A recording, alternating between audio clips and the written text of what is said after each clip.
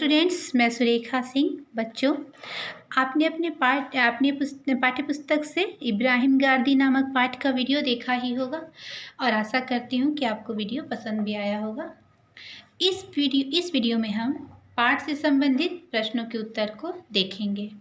तो सबसे पहले आप क्या करेंगे, अपनी नोटबुक में ये पाठ से संबंधित जो कुछ कठिन शब्द और उनके अर्थ दिए गए हैं, जो आप इस समय देख रहे हैं, इन्हें आप अपने नोटबुक में लिख लेंगे। सबसे पहले जो शब्द है वह है बुत परस्त। मैंने आपको बताया था वीडियो में कि बुत का अर्थ होता है मूर्ति और परस्त का अर्थ होता है पूजा करने वाला। तो इसका अर्थ बुत परस्त का अर्थ होगा मूर्ति पूजक, जो मूर्तियों की पूजा करते हैं। शागिर्दी का अर्थ होता है शिष्यत्व। कुफ्र का अर्थ होता है इस्लाम मत से भिन्न या अन्य मत या नास्तिक। तौबा करना का अर्थ होता है पश्चाताप या प्रायश्चित करना। ताज्जुब का अर्थ होता है आश्चर्य या विस्मय। फिरंगी का अर्थ होता है अंग्रेज। जवान भाषा। इर्द गिर्द का अर्थ होता है आसपास। नियाज का अर्थ होता है इच्छा या आकांक्षा। बदजबान का अर्थ होता है बुरा बोलने वाला, कटुभाषी। निर्मम का अर्थ होता है क्रूर, जिसमें ममता का भाव है, जिसके हृदय में दया न हो। अमानत का अर्थ होता है धरोहर अर्थात कोई चीज़ किसी के पास कुछ समय तक के दूसरे किसी व्यक्ति के पास कुछ समय के लिए रखने के देना, उसे हम कहते हैं अमानत। जालिम, जो बहुत ही निर्दयता या अन्यायपूर्ण व्यवहार करता हो, जिसे हम कह सकते हैं अत्याचारी। तो ये तो थे आपके पाठ से संबंधित कुछ कठिन शब्द और उनके अर्थ। अब हम देखेंगे प्रश्नों के उत्तर। सबसे पहला जो प्रश्न है वह है, प्रश्नों के उत्तर मैं यहाँ पर आपको एक्सप्लेन करूँगी और आप उन्हें अपने शब्दों में, अपने खुद के शब्दों में आप उसे नोटबुक में लिखेंगे अपने। तो सबसे पहला जो प्रश्न है वो है, इब्राहिम गारदी कौन था, उसने किस युद्ध में भाग लिया था। प्रश्न नंबर पहला, जिसमें आपसे दो प्रश्न किया गया है, एक है इब्राहिम गारदी कौन था और दूसरा है उसने किस युद्ध में भाग लिया था। तो आप प्रश्न नंबर जो इसमें पहला प्रश्न जो आपसे पूछा गया है उसका उत्तर आप लिखेंगे। इब्राहिम गारदी मराठों का वीर सेनापति था। उसने सन 1761 में पानीपत के तीसरे युद्ध में अफगानों के खिलाफ जो युद्ध था उसमें भाग लिया था। क्या लिखेंगे, इब्राहिम गारदी मराठों का वीर सेनापति था। उसने सन 1761 में पानीपत के तीसरे युद्ध में अफगानों के खिलाफ भाग लिया था। अहमद शाह अब्दाली इब्राहिम से घृणा क्यों करता था। अब इसमें आपसे प्रश्न पूछा जा रहा है कि अफगानों का जो सरदार था अहमद शाह अब्दाली वो इब्राहिम गारदी से नफरत क्यों करता था। तो उत्तर होगा, अहमद शाह अब्दाली जो कि अफगानों का सरदार था, वह इब्राहिम से इसलिए घृणा करता था क्योंकि वह एक मुस्लिम होते हुए भी, एक मुसलमान होते हुए भी मराठों के यहाँ नौकरी करता था और उसने फिरंगी जब अर्थात अंग्रेजी भी पढ़ा हुआ था, इसलिए वह उससे घृणा करता था। प्रश्न तीसरा है, पानीपत का युद्ध कब हुआ था और किस किस के बीच हुआ था। अब यहाँ पर आपसे प्रश्न ये किया जा रहा है कि पानीपत का युद्ध कब हुआ था। तो आप जानते हैं कि मैंने आपको पहले वीडियो में बताया था कि पानीपत में 3 युद्ध हुए थे और तीनों ही युद्ध जो है बहुत ही निर्णायक युद्ध थे। ये जो प्रश्न है इसमें आपसे पानीपत के तीसरे युद्ध के बारे में पूछा जा रहा है, क्योंकि ये जो आपकी कहानी है इसकी समस्त घटनाक्रम जो है वो तीसरे युद्ध पर ही आधारित है। तो हम इसके उत्तर को 2 तरीके से लिख सकते हैं। अगर आप बहुत डिटेल करना चाहते हैं तो आप ऐसे लिख सकते हैं कि पानीपत जो कि हरियाणा में एक स्थान है, वहाँ पर 3 युद्ध हुए हैं, जिसे पानीपत के पहले, दूसरे और तीसरे युद्ध के नाम से जाना जाता है। पहला युद्ध जो है वो सन 1526 में बाबर और इब्राहिम लोधी के मध्य हुआ था। दूसरा युद्ध 1556 में राव हेमू और अकबर के मध्य हुआ था। तीसरा युद्ध जो है वो सन 1761 में मराठों और अफगानों के बीच हुआ था। तो ये जो है ये आपको विस्तृत हो गया, लेकिन अगर आप प्रश्न से ही केवल संबंधित अगर उत्तर लिखना चाहते हैं और छोटा ही आंसर लिखना चाहते हैं तो आप लिख सकते हैं इस तरह से कि पानीपत जो है वो हरियाणा का एक स्थान है और इस स्थान पर युद्ध होने के कारण इसे हम पानीपत के युद्ध के नाम से जानते हैं। पानीपत का तीसरा युद्ध सन 1761 में मराठों और अफगानों के बीच हुआ था। इसका उत्तर आप इस तरह लिख सकते हैं। चौथा जो प्रश्न है वो इस तरह है, शुजाउद्दौला इब्राहिम को अब्दाली के समक्ष उसी समय क्यों नहीं पेश करना चाहता था? शुजाउद्दौला कौन था? शुजाउद्दौला अवध का नवाब था जो कि अहमद शाह अब्दाली की तरफ से युद्ध लड़ रहा था मराठों के खिलाफ।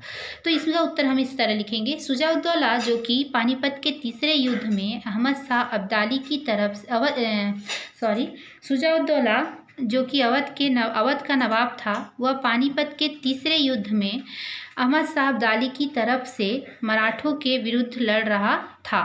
इब्राहिम गारदी के घायल होकर पकड़े जाने पर जब अब्दाली ने उसे अपने सामने प्रस्तुत होने के लिए आदेश दिया तो शुजाउद्दौला ने उसका विरोध किया, क्योंकि शुजाउद्दौला इब्राहिम गारदी उस समय बहुत ही घायल अवस्था में था और शुजाउद्दौला यह चाहता था कि इब्राहिम थोड़ा ठीक हो जाए, उसके बाद उसे अब्दाली के सामने पेश किया जाए।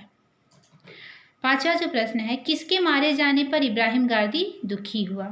तो यहाँ पर होगा मराठों के राजकुमार विश्वासराव के मारे जाने पर इब्राहिम गारदी बहुत अधिक दुखी हुआ।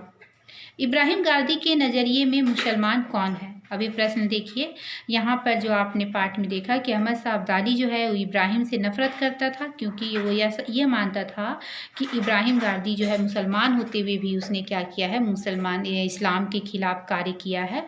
जबकि इब्राहिम गारदी यह मानता था कि असली मुसलमान जो है वो होता है जो अपने वतन के प्रति अपने कर्तव्य को निभाए, अपने वतन के लिए अपने प्राणों को भी बलिदान कर दे और उसके कभी भी किसी बाहरी या किसी आक्रमणकारी का साथ न दे।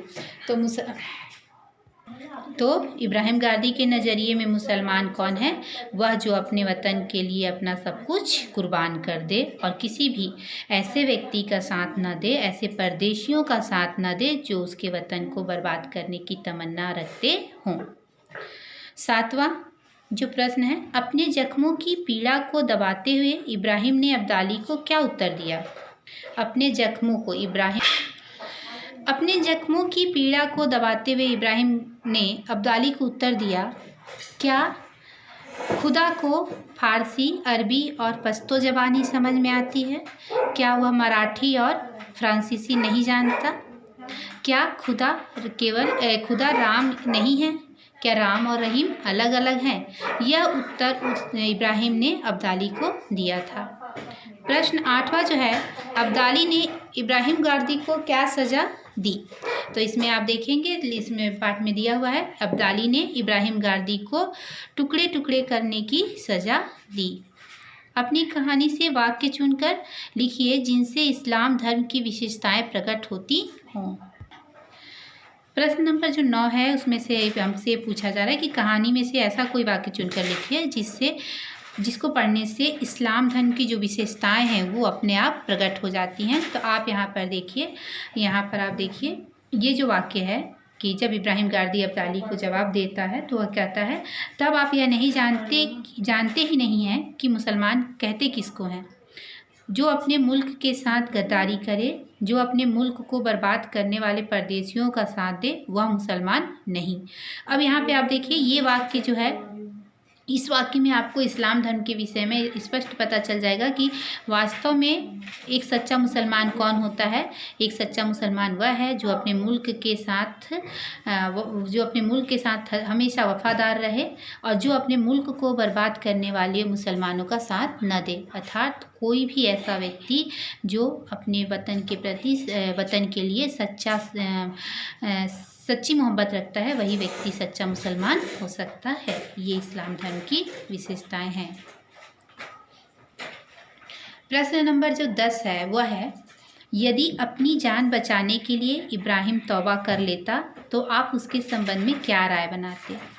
तो यहाँ पर आप अपने स्वयं से विचार कीजिए, स्वयं सोचिए कि अगर वह सज़ा से बचने के लिए इब्राहिम तौबा कर लेता या अहमद शाह अब्दाली के सामने झुक जाता तो आपकी क्या राय होती उसके विषय में? तो अवश्य ही हमारी राय जो होती वह यह होती कि इब्राहिम गारदी जो है वह एक बहुत ही कायर कायर व्यक्ति था और वह सच्चा मुसलमान तो बिल्कुल नहीं था, जो कि क्योंकि वह डर कर किसी के सामने जो है डर कर अपने उसूलों से, अपने सिद्धांतों से समझौता कर लेता है। तो हमारी राय उसके विषय में यही होती। प्रश्न नंबर 11 जो है वो है इब्राहिम गारदी के गुणों को शीर्षक के रूप में लिखिए। अब यहाँ पर आपसे पूछा जा रहा है कि आपको पाठ को पढ़ने के बाद इब्राहिम गारदी जो है, जो कहानी का प्रमुख पात्र है, मराठों का जो सेनापति इब्राहिम गारदी है, उसके विषय में आपको कौन कौन से गुण आपको इसमें नज़र आते हैं। तो इसको केवल शीर्षक के विषय में लिखना है, शीर्षक के रूप में लिखना है, उसको एक्सप्लेन नहीं करना है। तो यहाँ पे हम देखिए इस तरह लिख सकते हैं कि इब्राहिम गारदी के कौन कौन से गुण थे। पहला वीर था, दूसरा हिम्मती था, वीर तो था क्योंकि मराठों के 10,000 सिपाहियों का सेनापति था और बहुत बहादुरी से उसने जो युद्ध लड़ा था, इसलिए वो वीर तो था ही। हिम्मती हम उसे इसलिए कह सकते हैं क्योंकि वह अहमद शाह अब्दाली के सामने इतना घायल होने के बाद भी थोड़ा भी नहीं डरता और बिल्कुल साहस के साथ उसके बाद प्रश्नों का जवाब देता है। तीसरा देशभक्त था। देशभक्त इसलिए हम कह सकते हैं क्योंकि उसकी तो यहाँ पे उसका जो पूरा व्यक्तित्व ही, हम जब पढ़ते हैं कहानी तो हमें समझ में आता है कि वो एक सच्चा देशभक्त व्यक्ति था। निडर इसलिए क्योंकि अहमद शाह अब्दाली के सामने वह निहत्था रहता है और घायल होकर बंदी होता है, उसके बाद भी वह अहमद शाह अब्दाली से जरा भी नहीं डरता। सच्चा मुसलमान इसलिए हम इब्राहिम गारदी को कह सकते हैं क्योंकि वह इतने ज़्यादा तकलीफ़ में था, उसके बाद भी इब्राहिम गारदी जो है अपने ईमान से, अपने कर्तव्यों से अपना मुंह नहीं फेरता, इसलिए हम उसे कह सकते हैं कि वह सच्चा मुसलमान था। तो इस तरह हम इब्राहिम गारदी के गुणों को शीर्षक के रूप में लिखेंगे। प्रश्न नंबर 12 जो है किसने किससे कहा, ये आप स्वयं पढ़िए और इसे स्वयं जो है हल कीजिएगा पाठ में। तो बच्चों ये तो थे इब्राहिम गारदी के पाठ से आपके प्रश्नों के उत्तर, और मैंने प्रश्नों के उत्तर आपको एक्सप्लेन कर दिया है। आप इन्हें अपने शब्दों में, अपनी नोटबुक में सुंदर अक्षरों में लिखेंगे। धन्यवाद।